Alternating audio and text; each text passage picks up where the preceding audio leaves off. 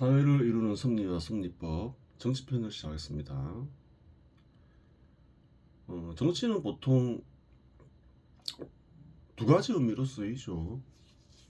나라를 다스리는 일을 정치라고 얘기하기도 하고, 또 권력 투쟁을 정치라고 얘기도 하죠. 그래요. 두 가지는 분명히 다른 것이죠. 다른 것인데 같은 단어를 쓰고 있어요. 여기서는 나라를 다스리는 일에 대해서 설명하고 있겠죠. 보겠습니다. 사람은 필요한 대상을 소비하면서 살아가는데 필요한 대상에는 공기나 비와 같이 아무런 노력 없이 주어지는 것도 있지만 식량이나 목과 같이 인간이 노력 없이는 주어지지 않는 것들 또한 있다. 그렇죠. 공기는 절로 주어지죠. 비도 그렇고, 비도 필요하죠. 농사 짓는데 필요하고, 물을 먹어야 살 수 있으니까, 생존할 수 있으니까. 그런 것들은 절로 주어지지만, 그래요. 의복이나 식량, 주택 이런 것들은 절로 주어지는 게 아니죠. 그래요. 즉 생산 활동만 하면 인간이 필요한 대상을 얻는데 아무런 문제가 없는 것처럼 보이지만, 인간이 살아가는 데에는 공기나 비 같은 게 필요하고 절로 주어지는 게, 또 이제 의복, 식량 이런 게 필요하니까 그런 것을 구하는 노력만 하면 될 것 같죠. 살아가는데 아무런 지장이 없을 것 같죠. 그래요. 아무런 문제가 없는 것처럼 보이지만 생산 활동을 보장하는 활동이 없으면 생산 활동이 이루어질 수 없다는 문제가 있다. 생산 활동만 하면 사람들 충분할 것 같은데, 알게 모르게 생산 활동에 전념할 수 있게 하는 생산을 보장하는 활동이 있다는 거예요. 어느 사회는 그렇겠죠. 사회 규모가 커져 많은 사람들이 모여 살다 보면 다양한 일들이 생긴다. 살인이나 폭행, 강간, 협박과 같이 타인의 생명에 해 끼치는 일이 있는가 하면 그런 일들이 있죠. 사람들이 모여 사는 곳에서는 보면, 제법 사회 규모가 큰 곳에서는 이런 사건들을 관찰할 수 있어요. 과거에는 없었겠냐는 거예요. 시대와 장소와 상관없이 사회 규모가 일정 정도 커지면 항상 이런 문제가 있다는 거예요. 도적질이나 사기와 같이 타인이나 타 집단의 재산에 피해를 끼치는 일도 있다. 그렇죠. 도적질이나 같은 사기를 통해서 남의 재산을 약탈하는 행위 역시 그 사회 규모가 정도 커지면 어느 사회에 어느 장소에나 있죠. 또한 개인들 간에 다양한 이유로 다툼이 생기기도 하며, 경우에 따라서는 국가 간 전쟁이 발발하여 생산 활동은 중단되고 생명과 재산에 큰 타격을 받을 수도 있다. 그래요. 또 사람들이 모여 살다 보면 이런저런 이유로 분쟁이 생기기도 하잖아요. 분쟁은 여러 종류가 있죠.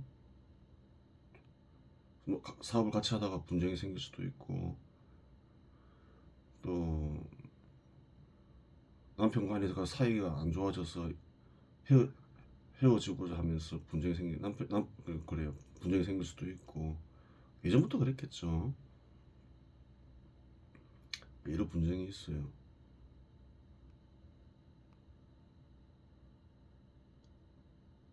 국가 간 전쟁이 발발하여 생산 활동은 중단되고 생명과 재산에 큰 타격을 받을 수도 있다.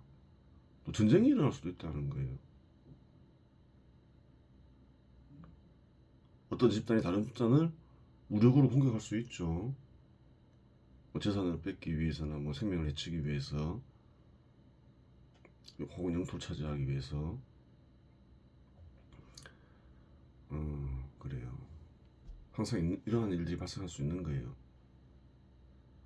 이러한 문제 모두를 개인적으로 해결할 수 없는데, 그 이유는 이러한 문제를 해결하는 데 필요한 비용을 개인적으로 감당할 수 없고, 그러한 문제를 해결하기 위해서는 수많은 사람들이 협력해야 하기 때문이다.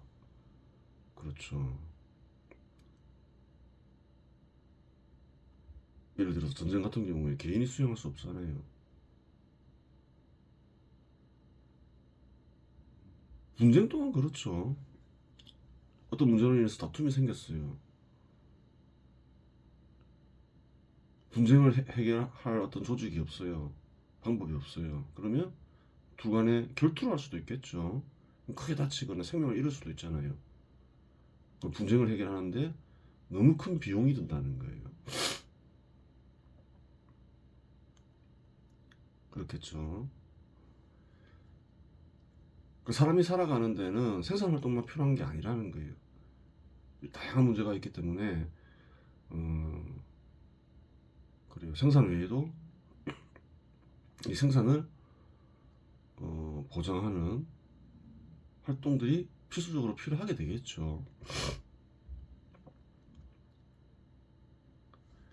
앞에서 언급했듯이 사회를 이루며 살아가는데 필요한 필수적인 활동에는 생산과 소비만 있는 것은 아니다.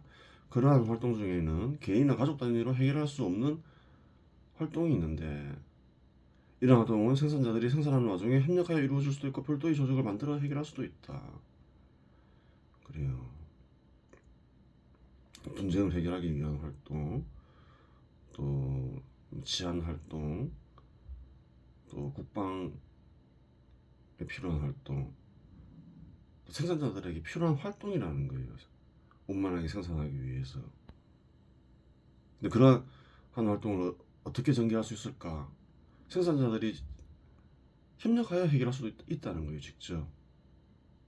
혹은 별도의 조직을 만들어 해결할 수도 있겠죠. 보겠습니다. 사회 규모가 작고 그러한 활동이 늘 필요한 경우가 아니라면 생산자들은 별도의 조직을 만들 이유가 없다. 생산 외에도 필요한 활동이 있는데 그러한 활동이 사회 규모가 너무 작다 보니까 잘 일어나지 않아요. 분쟁도 잘 일어나지 않고 예를 들어서 한 수십 명이 수렵 채집을 하는 원시 사회 같은 경우에 그래요. 그럴 수 있는 거죠. 일어나긴 일어나는데 어쩌다가 일어나는 거예요.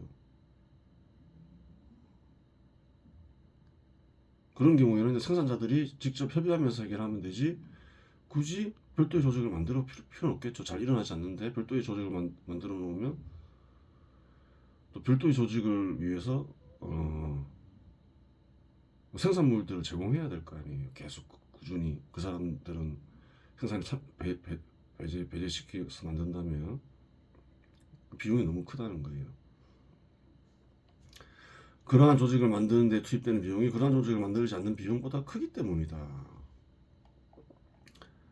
하지만 사회 규모가 일정 이상이 되고 앞에서 언급된 문제들이 늘 발생한다면 생산자들은 항상 그러한 문제를 해결하여 협력하여 해결하기 위해 생산을 중단해야 하는 일이 발생하고 결과적으로 생산이 불가능하게 된다.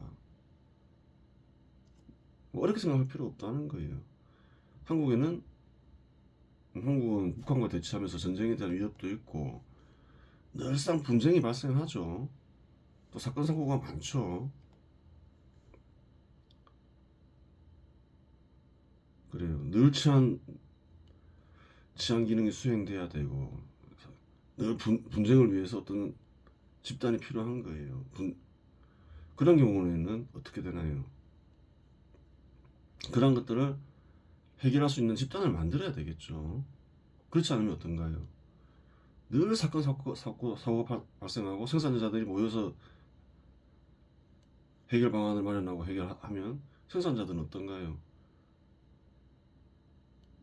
생산적인 일을 모두 다 중단을 해야 되죠. 그래요.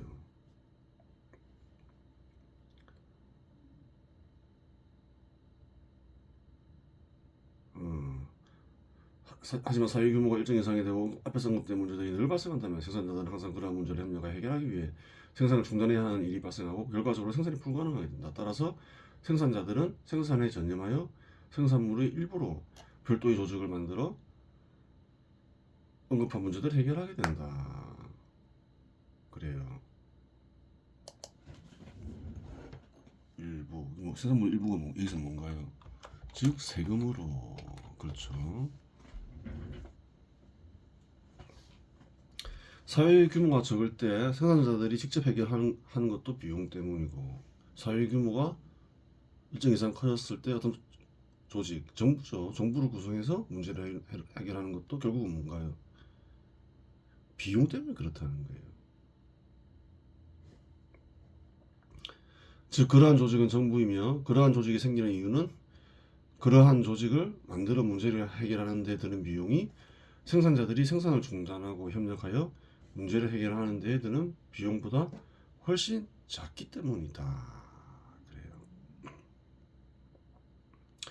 이처럼 정부의 활동과 생산 활동은 무관한 것처럼 보이지만 무관한 것이 아니다. 정부의 활동이 없으면 생산자들이 직접 그런 문제들을 해결하기 위해서 활동을 해야 되니, 정부의 활동은 뭔가요? 그러면 생산자들에게 요구되는 필수적인 활동을 대신해서 하는 거죠. 그렇게 되는 거예요. 무관한 것처럼 보이지만 무관한 것이 아니라는 거예요. 생산자들의 활동과 해지돼서 보면 어떤가요? 생산자들의 활동과 정부의 활동은 전혀 다른 것처럼 보이잖아요. 무언가를 판매하기 위해서 열심히 일을 하죠. 정부는 무언가를 판매하기 위해서 활동하지 않죠. 뭐 입법 활동, 사법 활동, 뭐 이런 치안 활동, 국방 활동 이런 것들은 생산자들의 활동과 전혀 무관한 것처럼 보여요. 아주 오래 전에 분업화돼서 그런 거죠. 근데 그러한 활동이 없으면 생산자들은 그러한 활동을 직접 해야 되겠죠. 그럼 무관한 것이 아니라는 거예요. 그렇게 되겠죠. 그렇게 되는 거죠. 정부가 없다면 생산자들이 개인적으로나 집단적으로 해야 할 일을 정부가 대신함으로써 정부는 생산자들이 부담과 비용을 드는 역할을 하고 있다. 그래요. 즉 정부는 간접적으로 생산에 참여하고 있으며 생산자가 직접 해야 할 일을 대신하니 직접적으로 생산에 참여하는 자와 마찬가지로 생산자이다. 생산자가 일을 대신하면서 세금을 생산자들로부터 걷고 있다. 생산자가 해야 할 일을 정부가 대신하고 있으니 정부 역시 생산자이다. 그럼 정부 세금은 어떻게 봐야 되나요? 생산자들의 일을 대신함으로써 받는 대가가 되는 거죠.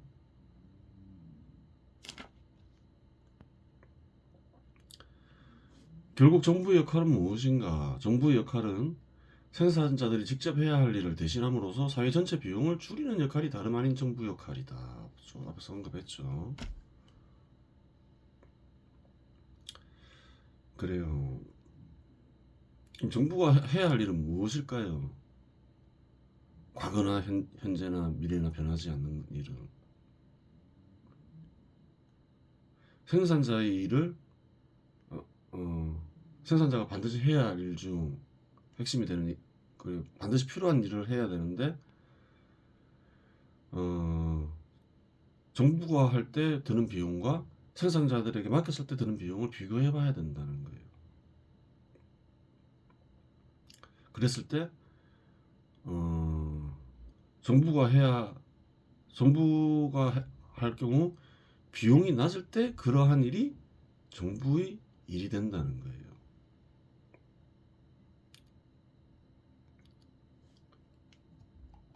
그래요.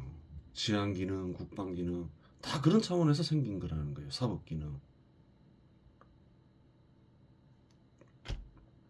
그래요. 뭐 입법 기능도 마찬가지겠죠.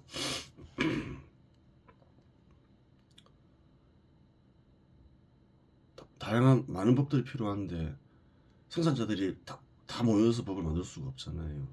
다 마찬가지라는 거예요. 기본적으로 정부는 사회 전체 비용을 줄이는 역할을 한다. 생산자들이 해야 할 일을 대신함으로써 그렇게 되는 거예요. 정부라는 게 민주정치를 실현하기 위해서, 자유평등을 실현하기 위해서 생긴 게 아니라는 거예요. 기본적으로.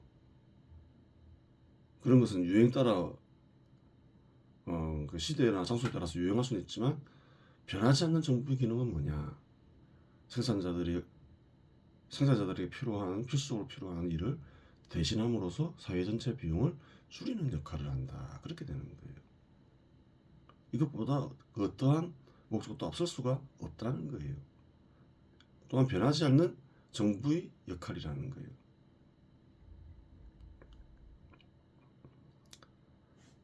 그래요. 또한 그런 관점에서 보면 정부 역시 뭔가요? 생산자라는 거예요.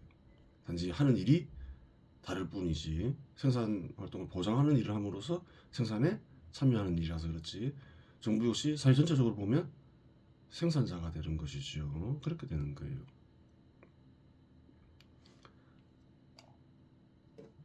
하여간 사회가 일정 규모 이상이 되면 생산자들이 필요에 의해 정부가 절로 생겨나는데 언급했죠. 비용 때문에 그렇다 했죠. 특정 지역에 정부가 생겨나면 비록 규모가 작더라도 그 지역에는 국가가 생긴 것이다. 그래요. 정부가 생겨나면서 이제 어떤 지역에 모여 사는 사회는 국가의 형태를 지니게 되는 거죠. 별도의 조직이 생겨나면서